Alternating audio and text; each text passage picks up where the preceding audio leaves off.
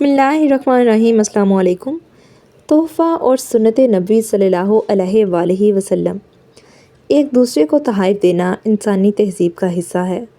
اسلام میں بھی سنت رسول صلی اللہ علیہ وآلہ وسلم سے آپس میں تحائف کے تبادلے کی مثالیں ملتی ہیں، لیکن تحفہ دینے کے بھی کچھ اصول ہیں۔ پہلا اصول یہ ہے کہ تحفہ اس لیے دیا جائے کہ انسان کے درمیان محبت بڑھے۔ رسول اللہ صلی اللہ علیہ وآلہ وسلم نے فرمایا کہ ایک دوسرے کو ہدیہ بھیجا کرو تو آپس میں محبت پیدا ہوگی اور دلوں کی کدورت جاتی رہے گی۔ لیکن تحائف کے تبادلے کو ہمارے معاشرے میں لین دین کی نگاہ سے دیکھا جاتا ہے۔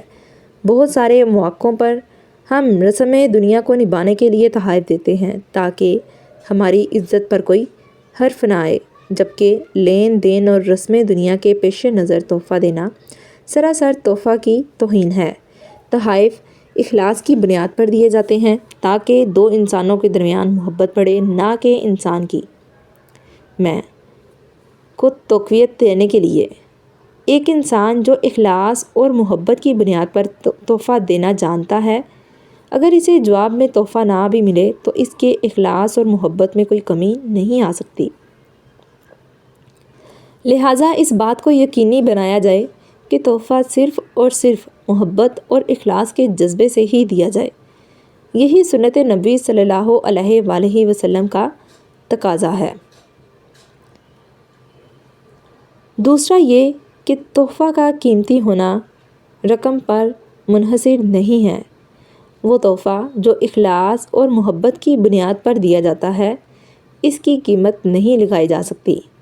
اس لیے کسی کا تحفہ چاہے بہت قیمتی نہ بھی ہو، لیکن اس کو خوش دلی سے قبول کیا جائے۔ نبی کریم صلی اللہ علیہ وآلہ وسلم کی اس سلسلے میں حدیث ہے کہ اگر مجھے تحفے میں کوئی بکری کا ایک پایا بھی پیش کرے تو میں ضرور قبول کروں گا، اور اگر کوئی دعوت میں ایک پایا ہی کھلائے تو میں ضرور اس کی دعوت میں جاؤں گا۔ تیسرا یہ کہ تحفہ دینے کا تقاضا ہے کہ ہم دوسرے انسان کو بھی تحفے میں وہی چیز دیں جو ہم اپنے لیے پسند کرتے ہیں۔ کوئی بھی ایسی چیز جو آپ کی خود کی نظر میں بے وقت ہے، اس کو دوسرے کے لیے پسند نہ کریں۔ ایک دفعہ ایک رشتہ دار نے عید الفطر سے چند روز پہلے کھجوروں کا استعمال شدہ لفافہ بھیجا، جبکہ رمضان المبارک ختم ہونے میں چند ہی روز باقی تھے۔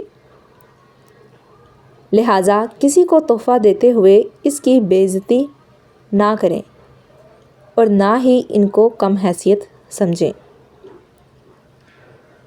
رسول اللہ صلی اللہ علیہ وآلہ وسلم نے ارشاد فرمایا کہ اس ذات کی قسم جس کے قبضے میں میری جان ہے،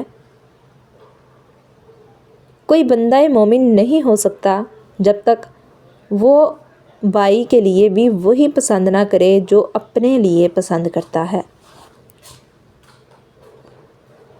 چوتھا یہ کہ تحفہ دیتے ہوئے میانہ روی کا پہلو کبھی ہاتھ سے نہ جانے دیں۔ دوسرے کے حالات اور مالی حیثیت کا خیال رکھتے ہوئے اس پر بوجھ نہ ڈالیں تاکہ وہ آپ کے اخلاص کو بوجھ تصور نہ کرے، جو کہ بعد ازاں اس کے لیے مشکل کا باعث بنے۔ تحفہ دینا سنت نبی صلی اللہ علیہ وآلہ وسلم ہے۔ اس کا سب سے بڑا اور بنیادی تقاضا ہے کہ اس کو محبت اور اخلاص کی بنیاد پر دیا جائے۔ اس لیے تحفہ دیتے ہوئے مندرجہ بالا تقاضوں کا خیال رکھا جائے۔ امید ہے آپ کو یہ ویڈیو پسند آئی ہوگی۔ ویڈیو اچھی لگی ہو ویڈیو کو لائک، شیئر اور چینل کو سبسکرائب کرنا مت بھولیں۔ ملتے ہیں نیکسٹ ایسی ہی ویڈیو میں، تب تک کے لیے اللہ حافظ۔